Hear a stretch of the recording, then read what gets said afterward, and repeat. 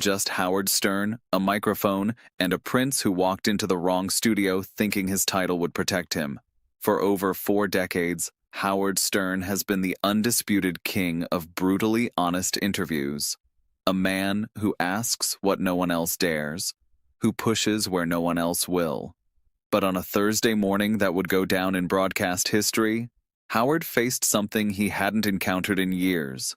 A guest so convinced of his own superiority that he couldn't see the trap closing around him. Prince Harry arrived expecting to control the conversation. He left 25 minutes later, verbally dismantled, publicly humiliated, and banned from ever returning. The cameras caught everything, every condescending smirk, every arrogant deflection, and every devastating response that proved Howard Stern doesn't bow to anyone, especially not to men who think crowns make them untouchable. Before we dive into this explosive story, make sure you hit subscribe and smash that like button. Now, let's get into exactly what happened in that studio. The Howard Stern Show studio hummed with its usual electric, unpredictable energy. Dim lighting, walls plastered with posters from decades of outrageous interviews, and the unmistakable smell of coffee, equipment, and trouble waiting to happen. Howard Stern slid into his seat behind the microphone, long hair tucked behind one ear, glasses reflecting the studio lights. He cleared his throat, shot a glance toward his co-host Robin Quivers, and smirked. "This is going to be interesting," he murmured. Robin raised an eyebrow. "You think he'll actually answer anything?" "I think he'll try not to. That's when it gets fun." Then the door opened. Prince Harry stepped inside like he owned the room. Harry offered a stiff nod as he settled into the guest chair across from Howard, leaning back with the posture of someone who expected the furniture to be grateful for his presence. "Welcome to the show, Prince Harry," Howard began, his voice carrying that signature blend of warmth and mischief. "I gotta ask, should we bow, salute, or just vibe? What's the protocol for interviewing someone who hates protocol?" Robin laughed softly. It was meant as a joke. An icebreaker. Harry's eyes sharpened instantly. "You don't need to bow. I'm not part of that circus anymore." Howard raised a brow. "Well, you left the circus, sure. But the circus didn't leave you. That's why we're here, right?" Harry crossed his arms. "I'm here because people need to hear the truth, without tabloid twisting." Howard leaned back, amused. "Buddy, you're on the Howard Stern Show. Twisting isn't our brand. Asking blunt questions is." The air tightened slightly. Harry gave a smug half-smile. "That's fine, as long as the questions are intelligent." Robin winced. She sensed the incoming explosion. Howard kept the grin but lowered his voice a notch. "Trust me, the intelligent ones are usually the most uncomfortable." Harry sighed dramatically. "Then let's get on with it." Howard opened with what he thought was a warm-up question. "So, how's life in America? You've been here a while now. California treating you well?" Harry shrugged. "It's tolerable. Better than living in a palace where everyone pretends to care?" Howard blinked. "Tolerable. Most people would kill to live in a Montecito mansion with ocean views." Harry shrugged again, tone dripping with condescension. "When you've grown up surrounded by actual privilege, you stop being impressed by houses, Howard." Robin quietly whispered. "Oh, wow," Howard chuckled. "Okay, your highness of humility." Harry snapped slightly. "Is there a real question in there, or do you just want to poke fun?" Howard leaned forward, not breaking eye contact. "All right, real question. You left the royal family to escape the spotlight, and then went on Oprah, Netflix, a book tour, podcast deals, and now my show. Isn't that a little contradictory?" Harry's jaw tightened visibly. "It's not contradiction, it's control. I share my story, not the press." Howard tapped his pen against the desk. "Sure, but you still want the spotlight. You're here, that says something." Harry's glare sharpened. "It says I want the truth heard, not distorted. Speaking of truth, are you happy? Genuinely happy?" Harry's expression shifted to something almost defensive. "Of course I'm happy. Why wouldn't I be?" "I don't know. You seem pretty tense for someone who's happy. I'm not tense, I'm focused. Howard nodded slowly. Focused on what? On correcting false narratives, on building something meaningful, on proving that I made the right choice. Proving to who? Harry paused. The question seemed to catch him off guard. To the people who doubted me. Howard smiled gently. See, that's interesting. Happy people usually don't spend their energy proving things to doubters. They just live their lives. Harry's face reddened slightly. I am living my life. Are you? Because from where I'm sitting, it looks like you're still fighting battles that ended years ago. The battles haven't ended. They've just changed form. Maybe. Or maybe you're the one who won't let them end. Robin murmured. Oh, this is getting deep. Harry shifted in his seat, clearly uncomfortable. Can we talk about something else? Sure. Let's talk about Megan. The shift in Harry's demeanor was immediate. A wall going up so fast you could almost hear it slam. What about her? Howard shrugged casually. Everything. How's she doing? How's the marriage? People are curious. Harry's voice dropped into a cold, defensive tone. She's fine. She's wonderful. We're both thriving. That word keeps coming up with you guys. Because it's true. Howard studied him. And she's happy? Really happy? Harry snapped. Why does everyone keep asking that? They expect a different answer. Yes, she's happy. I'm happy. We're happy. Is that so hard to believe? Howard held up his hands. Hey, I'm just asking. You came on the show. Questions are kind of the deal. Questions are fine. Insinuations aren't. What did I insinuate? That we're not what we say we are. Howard tilted his head. I asked if you were happy. You got defensive. That's not an insinuation. That's an observation. Harry's eyes narrowed. You're twisting things. I'm asking things. There's a difference. But I've noticed that distinction seems hard for you, Robin whispered. Oh boy, this is only part one. Howard pressed forward. All right, let's talk family. Your actual family. How are things with William? Harry rolled his eyes dramatically. Of course, that's all anyone wants to talk about. Well, yeah, you wrote an entire book about it. I wrote a book about my life. He happens to be part of it. A pretty significant part. You talked about him throwing things at you, physical altercations, deep resentments. Any progress on fixing that relationship? Harry's smirk returned, cold and condescending. Some relationships can't be fixed. Some people don't want to change. And you're sure it's all on him? Harry stiffened. Excuse me? I'm asking if you've considered that maybe, just maybe, some of the problems involve you too. I've done nothing but try to repair things. They're the ones who refuse. Have you? Because from the outside, it looks like you've spent 3 years publicly attacking them while claiming you want reconciliation. I've told my truth. Your truth involved sharing private family conversations, childhood traumas, and accusations that your family is racist. That's not a peace offering, Harry. That's a declaration of war. Harry's face flushed. They needed to be held accountable. And you're the one who gets to hold them accountable? You, who benefited from that system for 30-plus years? You're the moral authority? Harry leaned forward aggressively. I'm the one who had the courage to leave. Howard nodded slowly. Or the one who had somewhere better to go. Most people don't leave bad situations because they can't afford to. You left because you had a rich wife and Netflix money waiting for you. That's not courage. That's options. The studio fell silent. Harry stared at Howard, his mouth opening and closing. Robin whispered, "Oh my God." Harry finally spoke, his voice shaking with controlled fury. You don't know anything about my choices. I know what you've told us, and what you've told us is that you escaped an oppressive institution by moving into a $16 million mansion. Forgive me if the sympathy doesn't flow freely. Harry stood up slightly, then sat back down. A false start that betrayed his agitation. This is exactly what happens. I try to share my perspective, And people like you twist it into something negative. Howard shook his head. I haven't twisted anything. I've repeated your own words back to you and asked follow-up questions.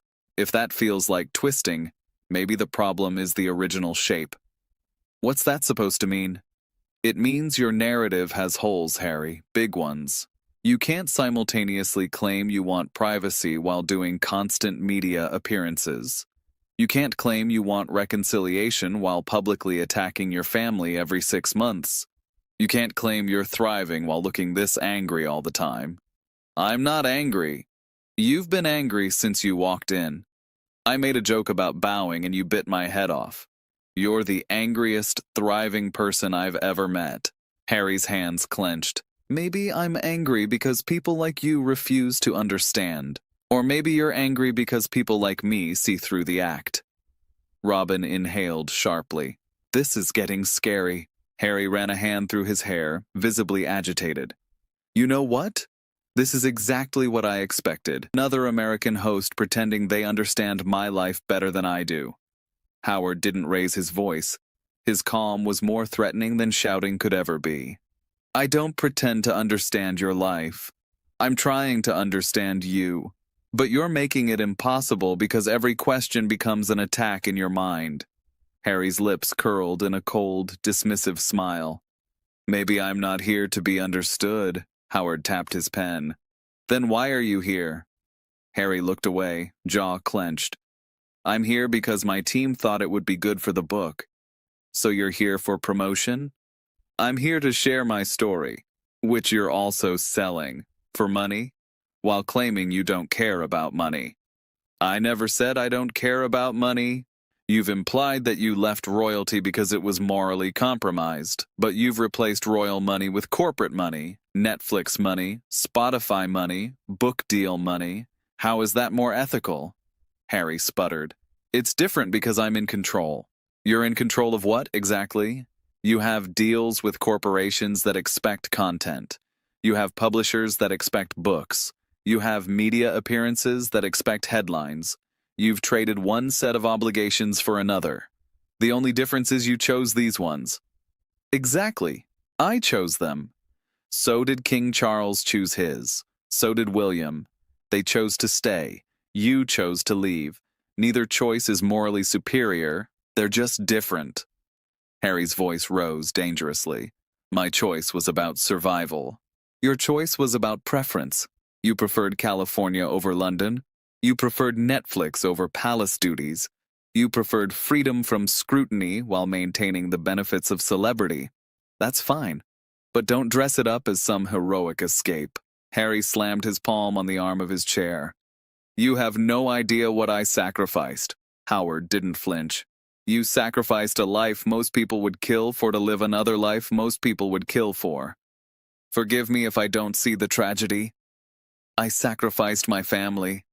You chose to leave your family. Those are different verbs. They forced me out. You said yourself you made the choice. Which is it? Did you choose or were you forced? Because you keep switching depending on what makes you look better. Harry stared at Howard, breathing heavily. You're deliberately misunderstanding me. I'm deliberately listening to you, and what I hear is someone who can't keep his story straight because the truth is messier than the narrative he's selling. Robin murmured. This is brutal. Harry stood up suddenly.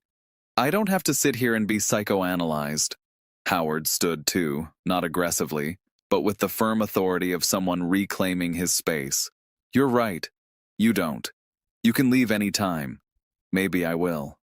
Maybe you should. Because honestly, Harry, I'm not sure what you came here to accomplish. You won't answer questions about Meghan. You won't discuss your family without getting defensive. You won't engage with any perspective that doesn't match your own. What exactly did you think was going to happen? Harry's voice turned icy. I thought I'd get a fair interview. This is fair. Fair doesn't mean agreeable. Fair means I ask real questions and you give real answers. You've given me deflection, hostility, and rehearsed talking points. That's not a conversation. That's a performance? Harry laughed bitterly. That's rich coming from a shock jock who's made a career out of being outrageous. I've made a career out of being honest. There's a difference. And I've been honest with you tonight, more honest than most people in your life probably are. The question is whether you can handle it. I can handle anything. Except questions. Except pushback. Except anyone who doesn't tell you what you want to hear. Harry ripped off his microphone, the gesture sharp and angry. This was a mistake. Coming here was a mistake, Howard nodded. Maybe, but not for the reasons you think. Harry paused. What's that supposed to mean? It means you came here thinking you'd control the conversation. You came here thinking your title and your trauma would shield you from scrutiny. And when they didn't, you fell apart. That's not my fault, Harry. That's yours. I didn't fall apart. You're standing up, ripping off equipment, and preparing to storm out because I asked you questions. What would you call that? Harry's face contorted with barely suppressed rage. I call it refusing to be disrespected. And I call it fragility. The inability to handle anything that doesn't go exactly your way. You don't know me. I know what you've shown me. And what you've shown me is someone who demands empathy while offering none. Someone who wants understanding while refusing to understand. Someone who talks about honesty while getting angry whenever someone is actually honest with him. Harry pointed at Howard, his hand shaking. You're going to regret this. Howard smiled thinly. Threats now? That's very royal of you. It's not a threat. It's a promise. People will see how I was treated here. They'll see exactly what happened. A journalist asking questions. A prince refusing to answer them. A confrontation that the guest created and then fled from. I'm not fleeing. You're literally walking toward the door. Harry stopped, caught in the observation. For a moment, something flickered behind his eyes. Embarrassment, maybe. Or the awareness that he'd lost control of the situation entirely. But then the walls went back up. This show is beneath me anyway, Harry said coldly. You're all beneath me. The studio went silent. Robin covered her mouth. Howard nodded slowly. There it is, finally. The truth you've been hiding all interview. Harry blinked. What? You think you're better than everyone? Better than me? Better than the audience? Better than the people who bought your book and watched your documentary and gave you platform after platform to tell your story? You think your title makes you special even though you claim you don't want it anymore? Harry's voice rose. I never said. You just said we're beneath you. Those are your words. Out loud. On microphone. And you said them because you finally got frustrated enough to drop the act. That's not what I meant. That's exactly what you meant. And here's the thing, Harry. You're not above anyone in this room. You're not above the crew who set up these lights. You're not above Robin, who's listened to you condescend to us for 20 minutes. You're not above the audience who took time out of their day to watch this interview. Howard stepped closer, voice dropping to something quiet and devastating. You're not above any of them, and pretending you are is why you've lost everyone who ever mattered to you. Your family, your country, your credibility. You've traded all of it for the right to feel superior. And now you're standing in my studio, insulting everyone around you and wondering why people don't love you anymore. Harry stood frozen. The arrogance had cracked. Underneath it was something raw, pain, confusion, the look of a man who'd just heard something he couldn't unhear, but he couldn't admit it. Not here, not now. You're wrong about me, Harry whispered. Maybe, but I don't think so, and neither does anyone watching. Harry turned and walked toward the exit. At the door, he paused. You'll regret this, he said, but his voice had lost its edge. It sounded almost hollow. I doubt it, Howard replied, but I think you might. Goodbye, Harry. The door slammed behind him. The studio sat in stunned silence for a long moment. Then Howard sighed, back into his chair. Well, that happened. Robin shook her head slowly. I've never seen anything like that. Howard rubbed his temples. I didn't want it to go that way. I really didn't. But he came in swinging, and when you swing at me in my own house, I swing back. He called us beneath him. He did. And that's the part that'll stick. Not the questions, not the deflections. That moment when he finally said what he actually thinks. Robin looked at Howard.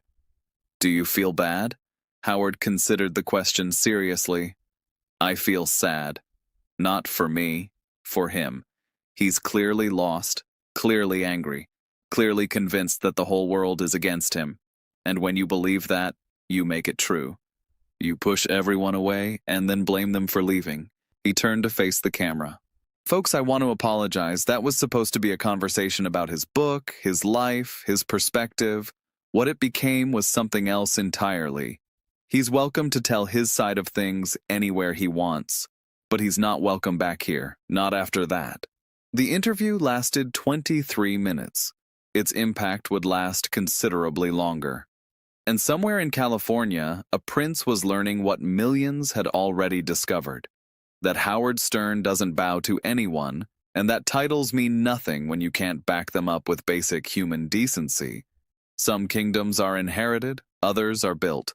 Only one of those men was sitting on a throne he'd earned. What do you think? Was Howard too harsh? Or did Harry deserve every response? Who would you want to see Howard interview next? Drop your thoughts in the comments below. If you enjoyed this story, don't forget to like this video to help it reach more people. Subscribe to our channel for more explosive celebrity moments. We've got more incredible